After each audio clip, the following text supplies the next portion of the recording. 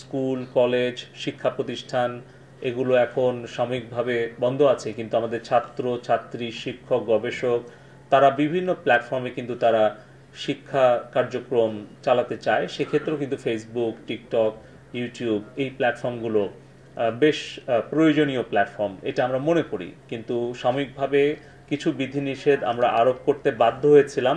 তবে আমি আনুষ্ঠানিকভাবে আজকে আপনাদেরকে জানাতে চাচ্ছি যে আজকে আমরা সেই বিধিনিষেধ আমরা প্রত্যাহার করে নিচ্ছি এবং বাংলাদেশে আমাদের সাইবার স্পেসে আমরা ফেসবুক, টিকটক এবং ইউটিউবের কার্যক্রম পরিচালনা করতে আর কোনো আমরা বাধা রাখছি না। এটা সম্পূর্ণভাবে সবগুলো অ্যাপ্লিকেশন আমরা 18 তারিখে, যেটা আসলে মূল উৎস ছিল, আপনারা জানেন যে যেই দিন আসলে ঘটনাটা খুব দ্রুত গুজবটা ছড়াচ্ছে সেই দিন কিন্তু তারা 100% আর কি মানে টেক ডাউন করেছে এবং রেসপন্ড করেছে।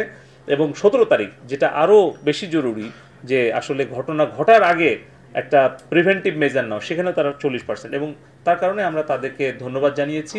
এবং পাশাপাশি আমরা অনুরোধ করেছি ফেসবুক এবং টিকটককে যে যেন তারা বাংলাদেশে তাদের অফিসটা ওপেন করে এবং বাংলাদেশের যেই ব্যবসার সম্ভাবনা তাদের আছে সেটাকে বিবেচনায় নিয়ে বাংলাদেশের স্পেসটাকে, আমরা সাইবার স্পেসটাকে সকলের জন্য উন্মুক্ত রেখেছি, আমরা উন্মুক্ত রাখতে চাই।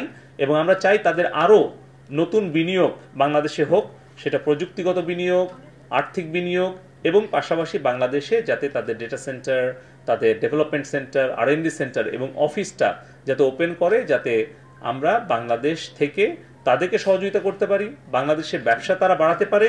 পাশাপাশি বাংলাদেশের অনেক ক্ষুদ্র মাঝারি উদ্যোক্তা আছেন, ফ্রিল্যান্সার আছেন, F commerce, e commerce, digital commerce উদ্যোক্তা আছেন, তারা কিন্তু এই সকল প্ল্যাটফর্মের উপরে অনেকটা নির্ভরশীল। অতএব আমরা একসাথে মিলেই 41 সালে একটি উন্নত, সমৃদ্ধ, নিরাপদ একটি স্মার্ট বাংলাদেশ গড়ে তুলতে চাই। এটাই ছিল আজকে আমাদের আলোচনা বিষয়বস্তু। আপনাদের সকলকে আন্তরিক ধন্যবাদ এবং কৃতজ্ঞতা। এবং সব শেষে আমরা বলতে চাই যে আমরা আজকে বিকালের মধ্যে আমরা যে সকল সোশ্যাল মিডিয়া প্ল্যাটফর্ম আমরা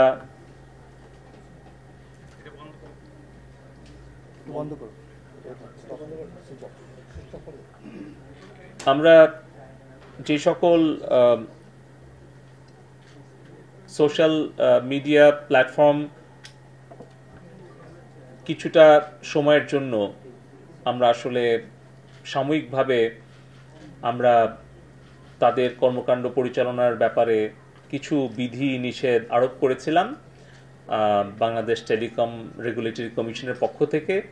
আমরা সার্বিক বিবেচনা করে আমাদের ফ্রিল্যান্সার, ই কমার্স উদ্যোক্তা, আমাদের ব্যবসায়িক সম্প্রদায় এবং হয়তো স্কুল কলেজ শিক্ষা প্রতিষ্ঠান এগুলো এখন সাময়িকভাবে বন্ধ আছে, কিন্তু আমাদের ছাত্র ছাত্রী শিক্ষক গবেষক তারা বিভিন্ন প্ল্যাটফর্মে কিন্তু তারা শিক্ষা কার্যক্রম চালাতে চায়। সেক্ষেত্রেও কিন্তু ফেসবুক, টিকটক, ইউটিউব এই প্ল্যাটফর্মগুলো বেশ প্রয়োজনীয় প্ল্যাটফর্ম, এটা আমরা মনে করি। কিন্তু সাময়িকভাবে কিছু বিধিনিষেধ আমরা আরোপ করতে বাধ্য হয়েছিলাম।